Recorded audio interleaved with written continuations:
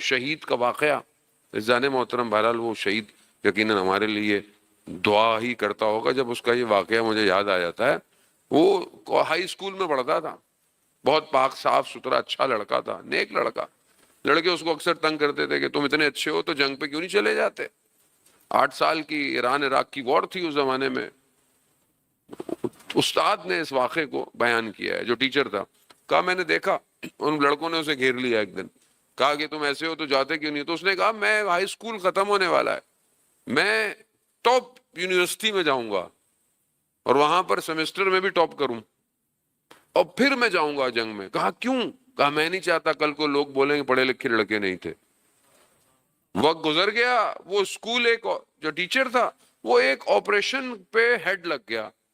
بصرہ اور آبادان کے درمیان میں ایک نہر ہے جسے آروند کہتے ہیں.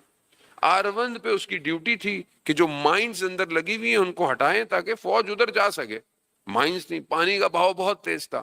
تو وہ اس صف کو جو ڈائیورز کی تھی جنہوں نے مائنز کو ہٹانا تھا اس کو سیدھا کر رہا ہے. سیدھا کر رہا ہے تو دیکھا اس کو وہی لڑکا نظر آ گیا، بہروز نام تھا اس کا.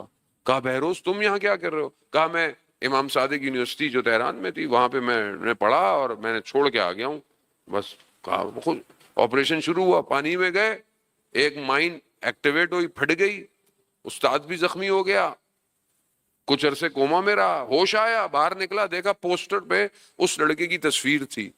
وہ لڑکا اس آپریشن میں شہید ہو گیا تھا. یہ اس کے گھر گیا کہ بہرحال باپ کا بچہ، ماں باپ غریب تھے. کہا کہ بہرحال جب اس کا انتقال ہوا، شہید ہوا، تو اس کی پھپھی جو تھی وہ امریکہ میں رہتی تھی، وہ آئی اور اس نے ہمیں کہا کہ تمہارا بیٹا پڑھا لکھا تھا، انٹیلیجنٹ تھا، وہاں چلا جاتا، سائنٹسٹ بنتا، ڈاکٹر بنتا، پی ایچ ڈی کرتا. پتہ نہیں کس چکر میں آپ نے مروا دیا اپنے بچے کو. غریب سے خاموش رہے. کہا دوسرے دن صبح یہ روتی ہوئی واپس آئی اور کہتی ہے میں نے رات کو خواب میں بہروز کو دیکھا ہے. اور کیا دیکھا؟ کہا یہ یونیورسٹی گریجویشن سیریمنی میں جو گاؤن پہناتی ہے نا وہ پہنا ہوا تھا سفید رنگ کا اور آسمانوں میں پرواز کر رہا تھا.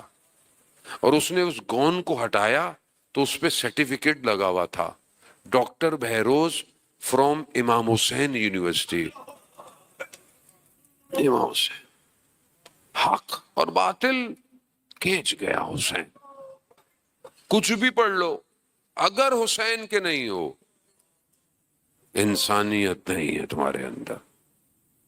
یہ علم بہت ضروری ہے. زن موت معاشرے میں علم کا پودا لگائیں. علم کا درخت لگانا بھی ضروری ہے، بہرحال کلائمیٹ چینج ہے، لیکن علم کا پودا لگائیں. کتابیں خرید کر تحفے میں دیں، لوگوں کو پڑھائی کریں. سالم عقل کی نشانی ہے.